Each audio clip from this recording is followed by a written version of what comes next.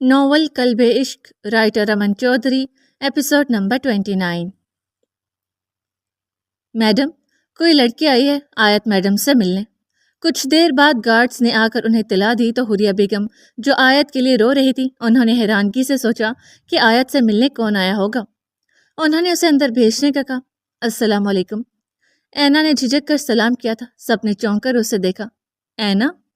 حوریہ بیگم اسے پہچان گئی تھی، وہ ایک دو بار اس سے مل چکی تھی۔ آغا جان بھی اس کی یہاں موجودگی پر حیران ہوئے تھے۔ والسلام، آؤ۔ ارسا بھابھی جلدی سے کھڑی ہوتی بولی تھی۔ وہ مجھے آیت سے ملنا تھا، پلیز اسے کہیں ایک بار مجھ سے مل لے۔ وہ میرا فون ہی اٹھا رہی، اس لیے مجھے یہاں آنا پڑا۔ وہ سنجیدگی سے ان سے بولی تھی۔ سب نے ایک دوسرے کا منہ دیکھا۔ آیت تو نہیں ہے یہاں پہ۔ بھابھی اب سردہ لہجے میں بولی، کیا مطلب یہاں نہیں تو کہاں ہے؟ اینا نے چونک کر پوچھا۔ وہ آج آیت سے بات کرنے کے لیے یہاں آئی تھی، دلاور لے گیا اسے۔ حوریہ بیگم روتے ہوئے بولی تھی۔ لے گیا؟ کہاں لے گیا؟ وہ حیرانگی سے بولی تو بھابھی نے اسے سب کچھ بتا دیا۔ شٹ، آپ کو کوئی آئیڈیا ہے وہ کہاں لے جا سکتا ہے اسے؟ وہ حوریہ بیگم سے بولی۔ شاید فارم ہاؤس، وہ روتے ہوئے بولی تھی۔ کہاں ہے فارم ہاؤس؟ وہ ان سے پتہ پوچھنے لگی۔ آپ فکر مت کریں، کچھ نہیں ہوگا آیت کو۔ وہ انہیں تسلی دیتی وہاں سے جانے لگی، لیکن رک گئی۔ اگر آیت کو کچھ بھی ہوا نا تو میں آپ کو اور آپ کی پوتوں کو چھوڑوں گی نہیں، یاد رکھیے گا۔ آغا جان کے سامنے آتے ان کی آنکھوں میں آنکھیں ڈالتے وہ نفرت سے بولی تھی۔ اس کے بعد وہ یہاں پہ رکی نہیں تھی۔ گاڑی میں بیٹھتی اس نے سب سے پہلے ارسل کو فون کیا تھا، لیکن اس نے فون ہی نہیں اٹھایا، اور اس کے بعد اس نے مرتسم کو کیا، لیکن اس کا فون لگا نہیں۔ دونوں کو میسج چھوڑتے وہ خود ہی فارم ہاؤس کے راستے پہ نکلی تھی۔ فارم ہاؤس کافی دور تھا، اسے وہاں پہنچتے 1 گھنٹہ لگ گیا تھا۔ وہاں پہنچتے اس نے ایک بار پھر سے کال کرنے کی کوشش کی، لیکن سگنل ہی نہیں ملے۔ وہ فون چھوڑتے اندر کی طرف بڑھی۔ عجیب کھنڈر سا فارم ہاؤس تھا، نہ گیٹ پہ کوئی گارڈ تھا، نہ دور دور تک کوئی پرند چرند، لیکن اس کے لیے اچھا ہی تھا کہ کوئی گارڈ نہیں تھا۔ وہ جلدی سے اندر داخل ہوئی۔ اسے تھوڑا ڈر بھی لگ رہا تھا، لیکن اللہ کا نام لیتی وہ آگے چلتی گئی۔ آیت؟ اسے اتنے سارے کمروں کو دیکھتی اسے پکارا تھا۔ ہر جگہ گند ہی گند تھا، یوں لگتا تھا جیسے کافی دیر سے اس کی صفائی نہیں کی گئی۔ آیت؟ اس نے پھر سے پکارا تو اس کھنڈر میں اس کی آواز گونجی تھی۔ دروازے کے پار بیٹھی آیت اس کی آواز سنتی جلدی سے کھڑی ہوئی تھی۔ اینا؟ وہ بڑبڑائی۔ اینا یہاں کیسے؟ اینا؟ پھر وہ پوری قوت سے چیخی تھی۔ اینا نے چونک کر سامنے کے کمرے سے آتی آیت کی آواز کو سنا تھا۔ وہ دوڑ کر وہاں پہنچی۔ اینا، تو ہی ہے نا؟ اس سے دروازہ کھولنے کی کوشش کرتے پوچھا تھا۔ ہاں آیت، میں آ گئی ہوں نا، تو فکر مت کر، میں تجھے نکال لوں گی یہاں سے۔ وہ دروازے کا تالا توڑنے کے لیے ادھر ادھر کچھ تلاش کرتی بولی تھی۔ اسے ایک پتھر نظر آیا تھا، جلدی سے اسے اٹھاتے اس نے تالے پر مارا، 1 بار 2 بار اور پھر بار بار۔ وہ تالا آخر ٹوٹ ہی گیا اور اسے جلدی سے دروازہ کھولا۔ آیت؟ سامنے آیت کو صحیح سلامت دیکھتی اس کی جان میں جان آئی تھی۔ آیت بھاگ کر اس کے گلے جا لگی اور بے تحاشا رو دی۔ مجھے معاف کر دے این، میں نے تجھے غلط سمجھا، تجھے اتنا کچھ کہا تو ٹھیک کہتی تھی، بالکل ٹھیک کہتی تھی۔ وہ پھوٹ پھوٹ کر روتی بولی۔ آیت دفع کر ہر چیز کو، ابھی ان سب کا وقت نہیں، ہمیں یہاں سے نکلنا ہوگا اس سے پہلے کہ دلاور آ جائے۔ وہ جلدی سے اسے پیچھے ہٹاتی بولی تھی۔ وہ اس کا ہاتھ تھامتی ابھی باہر کی طرف بڑھی تھی کہ سامنے دلاور کو دیکھتے دونوں کے رنگ اڑے تھے۔ آیت نے تھوک نگلتے اسے دیکھتے اینا کا بازو تھاما تھا۔ ڈر تو اینا بھی گئی تھی، لیکن چہرے پر ظاہر نہیں ہونے دیا۔ دیکھو دلاور، جانے دو ہمیں، وہ ہمت کرتی بولی۔ چلی جانا بلبل، تجھے آخر کون رکھ سکتا ہے، لیکن میرا حساب پورا کر کے۔ دلاور تمسخر سے بولا تھا۔ وہ 2 قدم آگے آیا تو دونوں پیچھے ہوئی تھی۔ دلاور بھائی پلیز جانے دے ہمیں، آیت روتی بولی تھی۔ دلاور نے ناگواری سے اسے دیکھا۔ اب کیا ہوا؟ پہلے تو بہت بول رہی تھی، بہت ہمت آ گئی تھی تجھ میں، اب بھی بولنا۔ وہ ایک جھٹکے سے اس کا منہ دبوچتے بولا تھا۔ دلاور چھوڑو اسے، اینا چیخی تھی۔ اسے آس پاس دیکھتے کچھ نہ سوچتے پتھر اٹھاتے اسے مارا تھا، جو سیدھا اس کے ماتھے پر جا لگا۔ وہ لڑکھڑا کر پیچھے ہوا تھا۔ آیت بھاگ، اینا اس کا بازو تھامتی بولی۔ وہ ابھی آگے بڑھی ہی تھی کہ اینا کے بال دلاور کے ہاتھ میں تھے۔ سالی، تیری اتنی ہمت، تجھے تو سبق سکھانا ہی پڑے گا۔ وہ اینا کے بال دبوچتا بولا تھا۔ بھائی اسے چھوڑ دیں پلیز، آیت چیخی تھی۔ دلاور نے اسے دھکا دیتے مچلتی اینا کو کھینچا تھا۔ اینا نے اس کے بازو پر دانت گاڑتے اسے اچھلنے پر مجبور کر دیا۔ دلاور نے غصے سے اسے تھپڑ دے مارا تھا، 1 بار نہیں 2-3 بار۔ ہونٹ اور ناک سے خون بہنا شروع ہو گیا تھا۔ اس کے تھپڑ کی شدت سے اینا لڑکھڑا کے منہ کے بل گری تھی۔ کوہنیاں چھل گئی تھی اور اس کے پہلو میں کوئی چیز بری طرح سے چبھی تھی جو اسے چیخنے پر مجبور کر گئی، اور اس کی چیخوں سے ویرانہ گونج اٹھا تھا۔ اس کے ساتھ ہی اندر کی طرف بھاگتے ارسل کے قدم لڑکھڑائے تھے، اور اس کے ساتھ آتی صوفیہ کے بھی قدم لڑکھڑائے تھے۔ وہ اینا کے میسج دیکھ چکا تھا، اس وقت صوفیہ اس کے ساتھ تھی، وہ اسے ساتھ لیے ہی بھاگا آیا تھا۔ مرتسم کو بھی انفارم کر چکا تھا، لیکن وہ ابھی تک نہیں پہنچا تھا۔ اینا، آیت چیخی تھی۔ اس سے پہلے کہ دلاور پھر سے آیت تک پہنچتا، پیچھے سے پڑنے والی بھاری ٹانگ پر وہ منہ کے بل گرا تھا۔ ارسل نے سیکنڈ میں اسے دھونک کر رکھ دیا تھا۔ دلاور ارسل کے مکوں اور ٹھوکروں کی شدت سے ہوش و حواس سے بے جان ہوتا گرا تھا۔ آیت اور صوفیہ جلدی سے اینا کی طرف بڑھتی اسے اٹھانے لگیں، جو درد سے تڑپ رہی تھی۔ دلاور کو نڈھال کر کے چھوڑتے وہ اینا کی طرف بڑھا۔ این، ارسل نے آگے بڑھ کر اسے تھاما، جو زخموں سے چور نڈھال تھی۔ ارسل نے اسے سہارے کے ساتھ بٹھایا تھا۔ ارسل، آیت نے اس کا بازو تھاما۔ خبردار آیت، اس کا ہاتھ جھٹکتے وہ غصے سے دھاڑا۔ دور رہو مجھ سے اور میری بہنوں سے۔ صحیح کہتا ہے دلاور، تم جیسی عورتیں کسی کی بیوی، بہن یا محبت بننے کی لائق ہی نہیں ہوتی۔ کچھ دن پہلے کہا جانے والا دلاور کا جملہ اسے مارتے کہا تھا، جب اس نے آیت کے یوں اس کے ساتھ جانے پر تمسخر سے اسے دیکھتے کہا تھا۔ ارسل، اینا نے اسے باز رکھنا چاہا، لیکن اس کے صرف لب ہلے، اس میں بولنے کی طاقت نہیں تھی۔ طلاق چاہیے تھی نا تمہیں، تو پھر سنو۔ وہ گما غصے کی شدت سے پاگل ہوا تھا۔ میں ارسل طالب شاہ، آیت ارسل شاہ کو اپنے پورے ہوش و حواس میں طلاق دیتا ہوں۔ ارسل نہیں۔ آیت کی جان نکلی تھی، آگے بڑھ کے اسے روکنے چاہا، اس نے آیت کو خود سے دور پھینکا۔ میں تمہیں تو اس سے ابھی لفظ مکمل نہیں کیا تھا کہ اینا کو ہوش و حواس سے بیگانہ ہوتے دیکھ صوفیہ چیخی تھی، آپ بھی؟ ارسل نے اسے دیکھا تو اس کا پہلو خون سے تر تھا۔ اینا، وہ جلدی سے آگے بڑھا، لیکن اس کے پکڑنے سے پہلے ہی مرتسم نے اینا کو اپنے حصار میں لیا تھا۔ وہ دیر کر چکا تھا آنے میں۔ این، مرتسم نے انجانے خدشوں کے تحت اسے پکارا، لیکن وہ ہوش و حواس سے بیگانہ تھی۔ وہ جلدی سے اسے اٹھاتے باہر کی طرف بھاگا تھا۔ اپنی آنکھوں سے دیکھو، کیا حال کیا ہے تمہارے سگوں نے میری بہن کا۔ ارسل اس کا بازو دبوچتے دھاڑا تھا۔ اگر اینا کو کچھ بھی ہوا نہ آیت، تو میں تم سمیت تمہارے خاندان کو زندہ جلا ڈالوں گا۔ وہ ایک ایک لفظ جو باتیں بولا تھا، اسے وہی پھینکتے وہ مرتسم کے پیچھے گیا تھا۔ صوفیہ آیت کو بازو سے تھامتی پیچھے لائی تھی۔ ارسل نے انہیں پہلے گھر ڈراپ کیا تھا اور خود ہاسپٹل مرتسم کے پیچھے ہی چلا گیا۔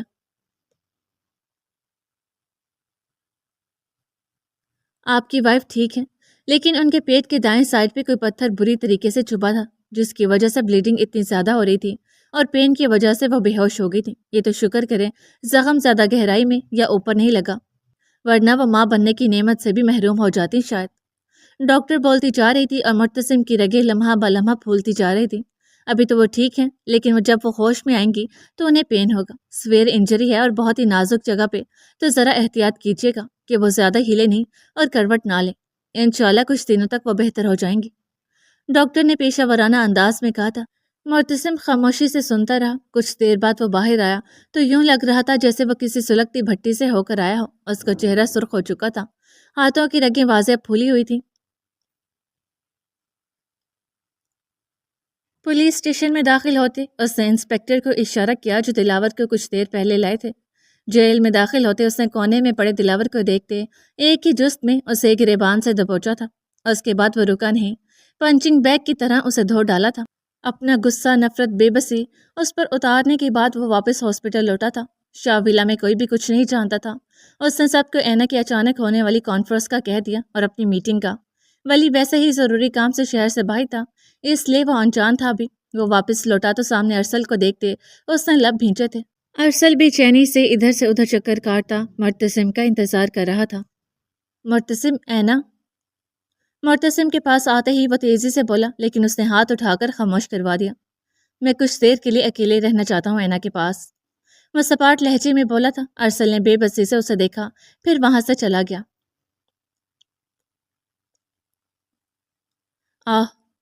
وہ اینا کے قریب ہی چیئر پر بیٹھا اسے ہی دیکھ رہا تھا جب اس کی کراہ پر تیزی سے سیدھا ہوا۔ این، مرتسم نے اس کے سر پر ہاتھ رکھتے اسے پکارا۔ ماں، وہ ہوش میں آ رہی تھی، لیکن تکلیف کی شدت سے اس کے منہ سے کراہ نکلی تھی۔ مرتسم نے ہونٹ بھینچے تھے۔ اس نے آنکھیں کھولتے سامنے مرتسم کو دیکھا جو اس پر جھکا فکر مندی سے اسے پکار رہا تھا۔ اینا نے سوکھے لبوں پر زبان پھیری۔ شاہ، کپ کپاتے لبوں سے اسے پکارا۔ شاہ کی جان بھی آپ پر قربان جانم، میں یہی ہوں۔ مرتسم اس کا سر چومتے بولا۔ پانی؟ اینا نے پہلو میں ہوتے درد کو برداشت کرتے کہا۔ مرتسم نے اس کی گردن میں بازو ڈالتے اسے سہارے سے اٹھایا۔ وہ تڑپی تھی درد سے۔ این، مرتسم نے تیزی سے اسے واپس لٹایا تھا۔ شاہ، مجھے بہت پین ہو رہا ہے، وہ درد سے تڑپتے بولی تھی۔ شاہ کی جان، میں ابھی ڈاکٹر کو بلاتا ہوں، بس 2 منٹ۔ وہ اس کے ہاتھ پر بوسہ دیتا جلدی سے باہر کی جانب بھاگا تھا۔ اگلے ہی پل اس کے ساتھ ڈاکٹر اور نرس اندر آئی تھی۔ ڈاکٹر نے آتے اسے چیک کیا تھا۔ اینا تکلیف کی شدت سے روتی سر ادھر سے ادھر پٹک رہی تھی۔ معتصم بے بسی سے اسے دیکھتا، اس کا ہاتھ اور سر سے ہلا رہا تھا۔ آپ کچھ کر کیوں نہیں رہی؟ آپ کو دکھ نہیں رہا کیسے تکلیف سے تڑپ رہی ہیں وہ دھاڑا تھا۔ سر پلیز ہمیں اپنا کام کرنے دیں، ڈاکٹر اسے بولتی اینا کو پین ریلیف کا انجیکشن دینے لگی۔ نرس کو اشارہ کرتے ڈاکٹر نے اسے ڈرپ لگانے کا کہا۔ کچھ ہی دیر میں وہ دوبارہ ہوش و حواس سے بیگانہ ہوگی۔ ڈاکٹر معتصم کو اپنے ساتھ آنے کا کہتی جا چکی تھی۔ معتصم نے بے بسی سے اسے دیکھا تھا کہ کاش وہ اس کا درد خود پہ لے سکتا۔ جھک کر اس کے سر پر بوسہ دیتے اس کی آنکھ سے آنسو ٹوٹ کر اینا کے بالوں میں جذب ہوا تھا۔ وہ اسے دیکھتا ڈاکٹر کے کمرے کی جانب بڑھ گیا۔ ڈاکٹر، میری وائف کو اتنی پین کیوں ہو رہی ہے؟ وہ ان کے سامنے بیٹھا سنجیدگی سے بولا۔ دیکھیں مسٹر میرشا، میں نے آپ سے پہلے ہی کہا تھا کہ وہ ہوش میں آئیں گی تو ایسے ہی پین ہوگا انہیں۔ ابھی زخم بالکل تازہ ہے، وہ ذرا سے ہلیں گی اٹھیں گی تب پین ہوگا انہیں، یہاں تک کہ وہ زور سے سانس لیں گی تب بھی۔ ابھی تو میں نے پین ریلیف لگا دیا ہے، اب دوبارہ جب وہ ہوش میں آئیں گی تو درد پہلے سے کم ہوگا، لیکن ہوگا کچھ دن ایسے ہی ہوگا، لیکن درد آہستہ آہستہ کم ہوتا جائے گا اور پھر بالکل ختم۔ لیکن ان سب میں آپ کو احتیاط کرنی ہوگی بہت زیادہ۔ ڈاکٹر پروفیشنل انداز میں اسے دیکھتی بول رہی تھی۔ معتصم سنجیدگی سے انہیں سنتا جا رہا تھا۔ معتصم اس کے سوجے گالوں کو نرمی سے اپنے ہاتھ سے سہلاتا کسی گہری سوچ میں گم تھا۔ جب وہ دوبارہ اسے ہوش آیا تھا، اس بار اسے اتنا زیادہ درد نہیں ہوا تھا۔ شاہ، اس اپنے پاس بیٹھے معتصم کو پکارا جو نہ جانے کس سوچ میں گم تھا۔ معتصم نے اس کی آواز پر ہوش میں آتے اسے دیکھا۔ شاہ کی جان، کیا ہوا؟ پین ہو رہا ہے کیا؟ وہ تیزی سے اس کا ہاتھ تھامتا بولا۔ اینا نے نفی میں سر ہلایا۔ پہلے سے بہت کم ہے شاہ، وہ دھیمے لہجے میں بولی۔ بس میری جان، یہ بھی ٹھیک ہو جائے گا۔ معتصم اس کے سر پر بوسہ دیتا بولا۔ اینا نے اس کی سرخ سوجی آنکھوں کو دیکھتے پریشانی سے اس کا چہرہ دیکھا تھا۔ شاہ، آپ کو تو بخار ہو رہا ہے، وہ فکر مندی سے اس کے گرم ہاتھوں کا لمس محسوس کرتے بولی۔ مجھے کچھ نہیں ہوا شاہ کی جان، بس آپ ٹھیک ہو جائے، میں بالکل ٹھیک ہوں۔ وہ اس کا ہاتھ چومتے بولا۔ اینا نے نم آنکھوں سے اسے دیکھا تھا۔ وہ جانتی تھی وہ اس کی تکلیف برداشت نہیں کر سکتا، جانے کتنی اذیت میں ہوگا کہ اب بخار میں پھنک رہا تھا۔ جانتی تھی کہ کچھ بھی ہو جائے وہ اپنے لیے کوئی میڈیسن تک نہیں لینے جائے گا اسے چھوڑ کر۔ رات تک مسلسل سب کے فون آنے پر اس نے سب کو صرف اتنا کہا تھا کہ گرنے کی وجہ سے اینا کو چوٹ لگ گئی ہے، اس لیے وہ اس کے ساتھ ہاسپٹل میں ہے۔ جب سب نے آنے کا کہا تو اس نے سختی سے سب کو منع کر دیا کہ اینا اب ٹھیک ہے، کل تک وہ اسے لے کر گھر جائے گا۔ اینا کا زخم اب پہلے سے بہتر تھا، لیکن پھر بھی وہ ذرا سا زور دے کر اٹھتی تو لمحوں میں اس کی کرا نکل جاتی اور درد سے تڑپ جاتی۔ صبح تک ڈاکٹر نے ڈسچارج دے دیا تھا۔ معتصم نے بہت احتیاط اور نرمی سے اسے اپنی باہوں میں اٹھایا تھا۔ نرمی سے اسے سیٹ پر بٹھاتے وہ خود ڈرائیونگ سیٹ پر آیا تھا۔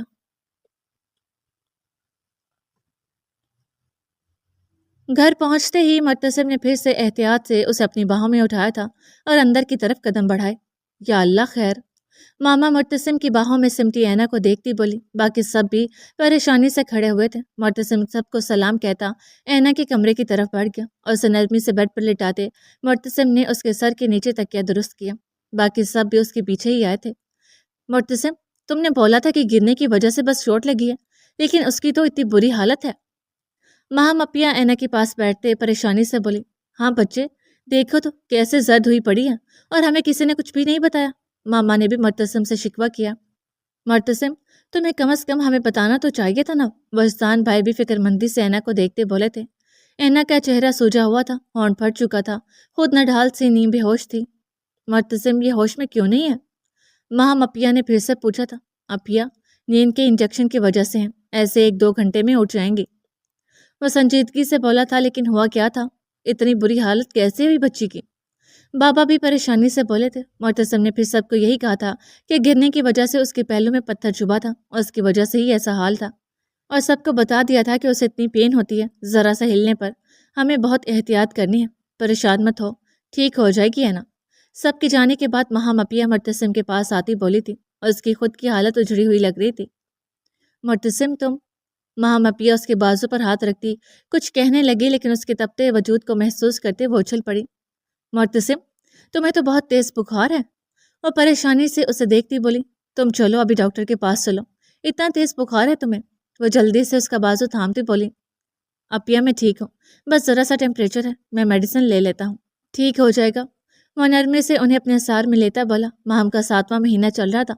वो इस वक्त उन्हें कोई टेंशन नहीं दे सकता था, इसलिए उनके सामने ही बुखार की कुछ मेडिसिन ली थी। अगले कुछ दिनों तक ऐना का जख्म बेहतर हो गया था और उसका दर्द भी बहुत कम था। मुर्तसिम ने तो जैसे उसे पलकों पर बिठा रखा था, वह सारी सारी रात जाकर उसके पास बैठ कर ही गुजार देता था। उसके ज़रा सा हिलने पर भी एहतियात करता था और उसको बहुत नरमी से उठाना, लेटाना, खिलाना सब मुर्तसिम ने किया था। किसी और को तो वो ऐना के पास भटकने भी नहीं देता था कि कहीं गलती से भी कोई उसको ज़ोर से हिला दे या उसके ज़ख्म को कोई नुकसान पहुंचे। इसलिए वो पूरा वक्त उसके पास ही रहता। वली के आने पर मुर्तसिम ने उसे सब कुछ सच बता दिया था। उसके बाद उन दोनों ने दिलावर का वो हाल किया था कि न वो बैठ सकता था न लेट सकता था। बैठने पर भी वो दर्द से तड़पता, लेटने पर भी। अरसल ने उस दिन के बाद से आयत की शक्ल भी नहीं देखी थी। आयत ने कितनी मिन्नतें की, लेकिन वो बेहिस बना हुआ था। वो ऐना से मिलने भी गया था, लेकिन वली ने उसे मिलने ही नहीं दिया। अंदर ही अंदर वो जहनी अजियत का शिकार होने लगा था कि ये सब उसकी वजह से हुआ। ऐना के पूछने पर मुर्तसिम ने उसे बता दिया था कि वह अब कभी भी अरसल से नहीं मिलेगी, ना ही आयत से। लेकिन ऐना ने किसी न किसी तरह मुर्तसिम को मना लिया था अरसल से मिलने के लिए कि उन सब में उसका क्या कसूर है। इसलिए वो आज उससे मिलने आया था। उसकी हालत देखते तो मुर्तसिम खुद भी हैरान रह गया था। संजीदा चेहरा, बढ़ी हुई शेप, सख्ती से पेवस्त स्याह होंठ जो सिगरेट की वजह से ऐसे हो गए थे। वो पुराने वाला अरसल तो कहीं बहुत पीछे ही खो गया था। ये क्या हाल बना रखा है तूने? ऐना उसे हल्की से देखती बोली थी। अरसल ने संजीदगी से उसे देखा। क्या? अब ऐसे क्या देख रहे? कसम से पूरा मजनू लग रहा है। वो फिर हल्की से उसे देखती बोली थी। आई एम सॉरी एन, मैं बस तुझसे माफी मांगने चाहता था कि मेरी वजह से ये सब। वह संजीदगी से बोल रहा था जब ऐना ने उसकी बात काटी। अरसल, कुछ भी तेरी वजह से नहीं हुआ। जो भी हुआ होना लिखा था, और ये तकलीफ मेरे हिस्से की थी जो मुझे मिल के ही रहनी थी। अरसल प्लीज, खुद को ब्लेम करना बंद कर। इसमें तेरा कोई कसूर नहीं है, तू तो मेरा भाई है, और भाई भी भला बहनों का कुछ बुरा करते हैं। वो नरमी से उसका हाथ हपकने लगी। वो खामोश रहा। कुछ देर उससे बात करने के बाद वो उठ खड़ा हुआ। उसने अभी ऐना के कमरे के बाहर कदम रखा ही था कि कोई तेजी से उसे खींचता ले गया। मुर्तसिम ने उसे खींचते लाकर अपने कमरे में धकेला था। अरसल ने चौंक कर उसकी हरकत देखी। मुर्तसिम संजीदगी से उसे देख रहा था। जो उससे नजरें चुराता अब सिगरेट निकालकर लबों से लगा गया। मुर्तसिम ने दांत पीसते उसे देखा था और एक ही जुस्त में उसके लबों से सिगरेट खींचते उसके मुंह पर मुक्का जड़ा था। अरसल उसके भारी हाथ के मुक्के पर लड़खड़ा कर पीछे हुआ। मुर्तसिम ने उसके सीधे होने पर फिर से एक मुक्का मारा था। उसकी नाक कर है। अरसल चीखा था।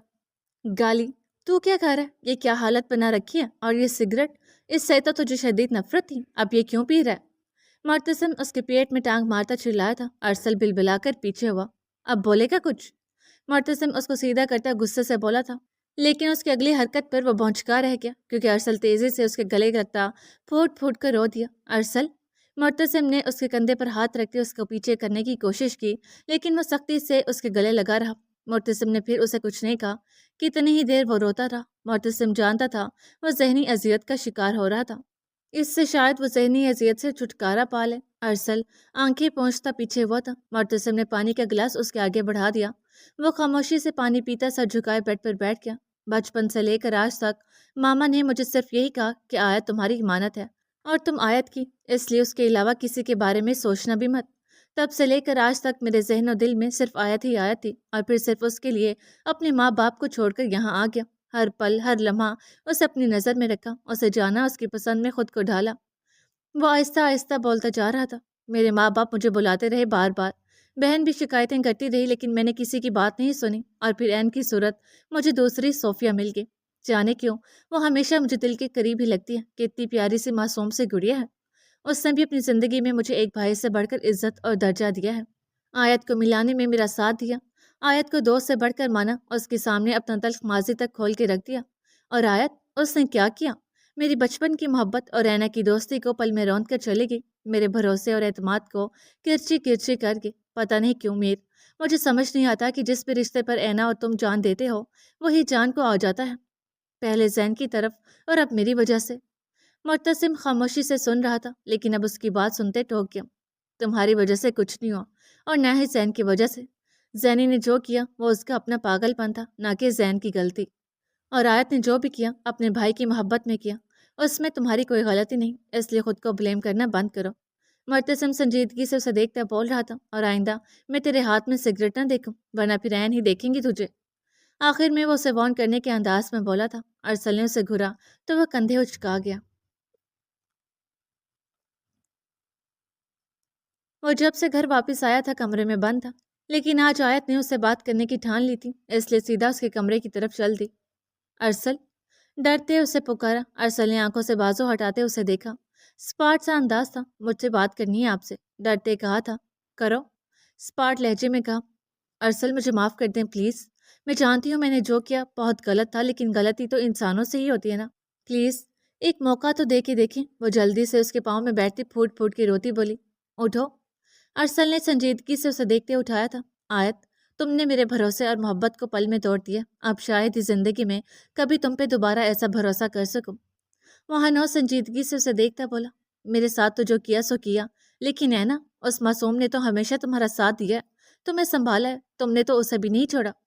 وہ طنزیہ ہنستا بولا، میں اس سے بھی معافی مانگ لوں گی ارسل، میں جانتی ہوں میں نے بہت غلط کیا، لیکن پلیز ایک آخری موقع دے دیں پلیز۔ وہ اس کا بازو پکڑتی التجائیہ بولی تھی، لیکن صرف آخری موقع، اگر دوبارہ تمہاری وجہ سے مجھے یا میری فیملی کو ذرا سا خراش بھی آئی تو قسم کھا کر کہتا ہوں آیت، میں تمہاری جان اپنے ہاتھوں سے لے لوں گا۔ اس کا ہاتھ اپنے بازو سے ہٹاتے اس نے شدت پسندی سے کہا تھا۔ وہ پھوٹ پھوٹ کر روتے اس کے سینے پر سر ٹکا گئی۔ ارسل خاموشی سے اس کا سر سہلاتا رہا۔ آہستہ آہستہ سب ٹھیک ہو گیا۔ ارسل نے آیت کو معاف کر دیا۔ آیت نے اینا سے بھی معافی مانگی تھی، جس نے خوشی خوشی اسے معاف کر دیا۔ ان کی زندگی میں آیا طوفان بھی تھم گیا۔ اینا کا زخم بھی مکمل صحت یاب ہو چکا تھا۔ اسی طرح 6 ماہ گزر گئے۔ 3 ماہ پہلے شاویلا میں ایک ننھی پری نے جنم لیا تھا، ماہم اور وجدان کی بیٹی، جس کا نام ہانم رکھا تھا۔ اس نے شاویلا میں پھر سے خوشیوں کی لہر دوڑا دی تھی۔ 6 ماہ پہلے ہی زینی بھی لوٹ آئی تھی، لیکن اس نے شاویلا میں ابھی تک قدم نہیں رکھا تھا، اور آج 6 ماہ بعد وہ صرف مہم اپیا سے ملنے اور ان کی بیٹی کو دیکھنے آئی تھی، لیکن جاتے ہوئے وہ اینا سے ٹکرا گئی۔ سوری، میں نے دیکھا نہیں، اینا نے ہڑبڑاتے ہوئے کہا تھا، لیکن جب سامنے زینی کو دیکھا تو وہ چپ ہو گئی۔ زینی نے تیکھی نظروں سے اسے دیکھا۔ اینا اسے نظر انداز کرتی وہاں سے جانے لگی تھی، لیکن زینی کی آواز سے رک گئی۔ بہت غلط کیا تم نے مجھ سے ٹکرا کر، لیکن تمہاری اس غلطی کی سزا بھی بہت جلد تمہیں بھگتنی پڑے گی۔ یاد رکھنا، جس طرح تم نے مرتسم کو مجھ سے چھینا ہے، اسی طرح میں اسے تم سے چھین لوں گی۔ اور اس کی طرف دیکھتی نفرت سے بولی تھی۔ اینا کا وجود ساکت ہوا تھا۔ وہ کیا کہہ رہی تھی اسے سمجھ نہیں ہے۔ اسے لگا تھا کہ وہ بھول چکی ہوگی مرتسم کو، لیکن وہ تو زینی کہتی رکی نہیں تھی، لیکن اینا نے بس اس کی بات پر اتنا دھیان نہیں دیا تھا، کیونکہ وہ جانتی تھی مرتسم سے الگ یا تو اس کا خدا کر سکتا ہے یا پھر وہ خود، اور خود تو وہ کرنے سے رہا، اس لیے وہ نظر انداز کر گئی۔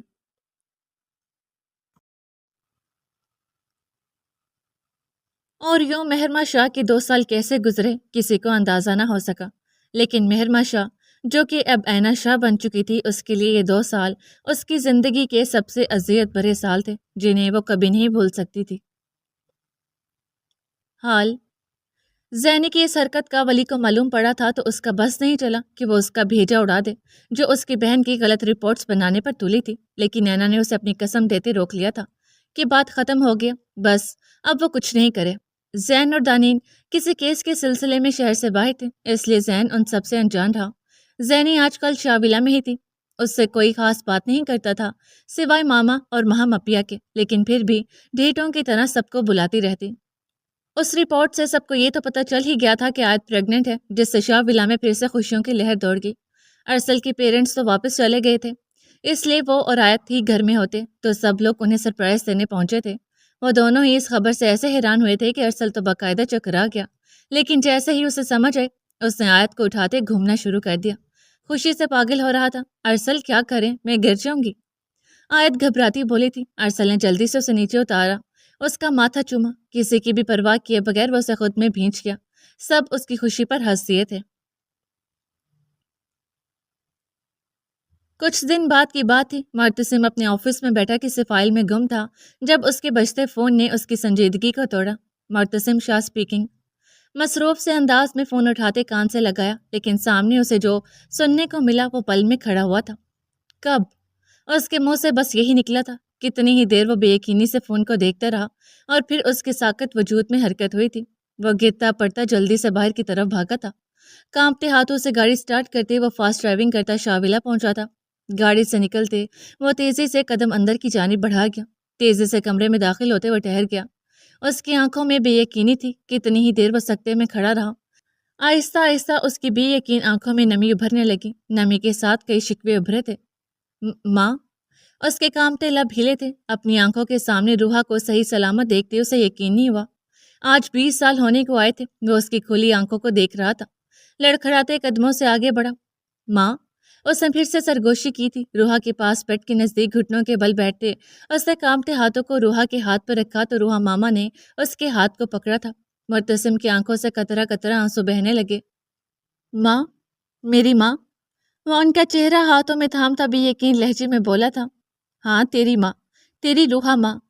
روحا ماما آہستہ سے بولی تھی۔ مرتسم انہیں دیکھتا ایک دم ان کی گود میں چہرہ چھپا گیا اور پھر سب نے اس 27 سالہ مرد کو ماں کے آنچل میں پھوٹ پھوٹ کر روتے دیکھا تھا۔ وہ ماں کی گردان کرتا ہچکیوں سے رو دیا تھا۔ اینا نے اسے دیکھتے چہرہ موڑ لیا۔ وہ کبھی بھی اسے یوں نہیں دیکھ سکتی تھی۔ سب کی آنکھیں پھر سے نم ہوئی تھی۔ آج سالوں بعد آخر روحا کو ہوش آ ہی گیا تھا۔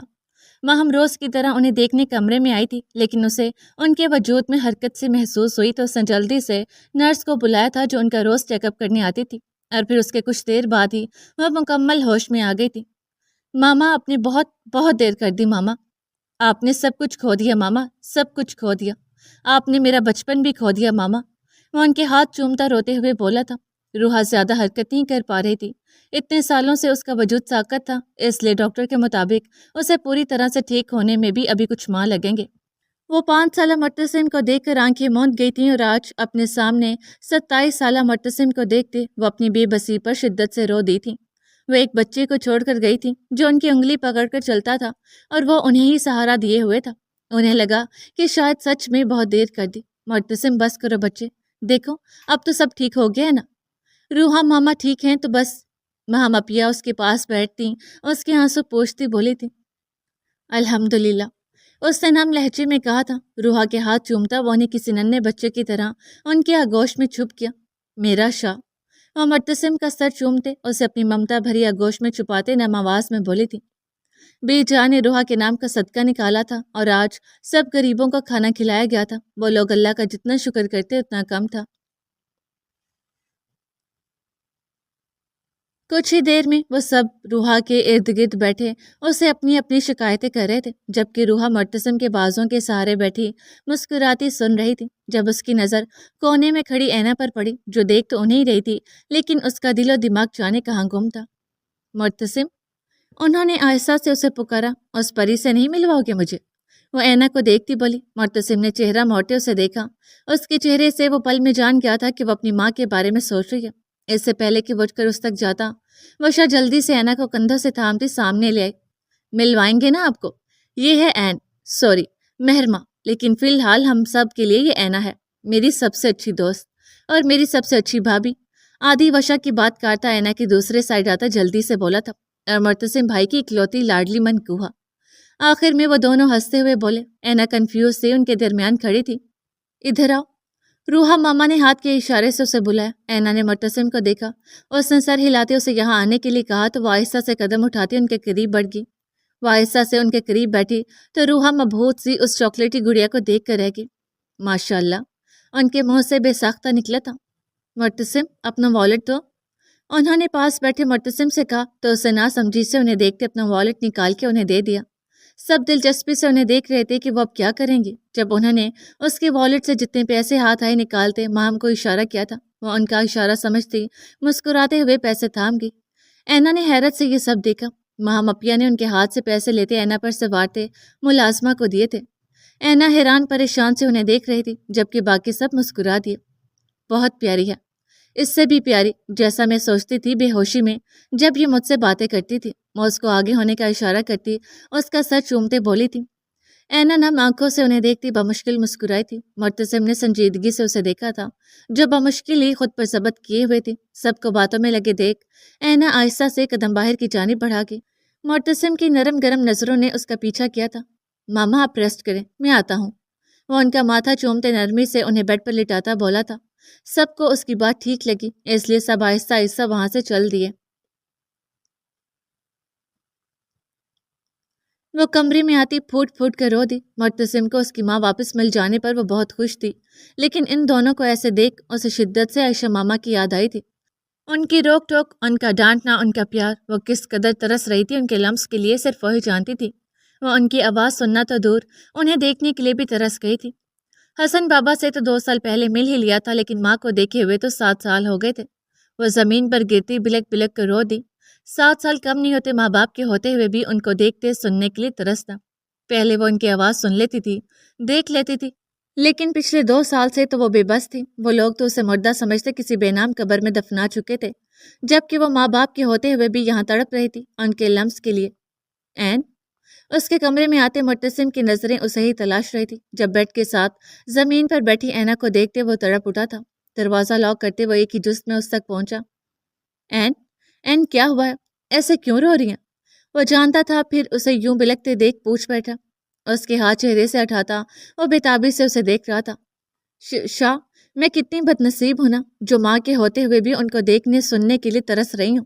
مجھ سے بھی بد نصیب کوئی ہوگا جس کے ماں باپ نے اسے زندہ ہی کسی بے نام قبر میں دفنا دیا ہو۔ شاہ، میں ہی جانتی ہوں کیسے میں زندہ ہوں ان کے بغیر۔ عارض نے مجھ سے انو کو ہی نہیں، اس سے مجھ سے ہر رشتہ چھین لیا۔ ماں باپ کی چھاؤں، بہن کا پیار، اور تو اور علی بھی چھوڑ گیا مجھے۔ شاہ، کتنی بری قسمت ہے میری کہ جو ملتا ہے، جس سے پیار کرتی ہوں، وہ چھوڑ جاتا ہے۔ شاہ، وہ شدت سے روتی اذیت سے اسے دیکھتی ٹوٹے الفاظ میں بولی تھی۔ مرتسم نے اسے سختی سے خود میں بھینچا۔ نہیں میری جان، ایسا کچھ نہیں ہے۔ بد نصیب آپ نہیں، وہ ہیں جو آپ کو چھوڑ گئے۔ انہیں قدر نہیں تھی آپ کی، اس لیے ہیرا کو چھوڑ گئے۔ آپ فکر مت کریں، میں بہت جلد آپ کو اپنی ماں سے ملواؤں گا میری جان۔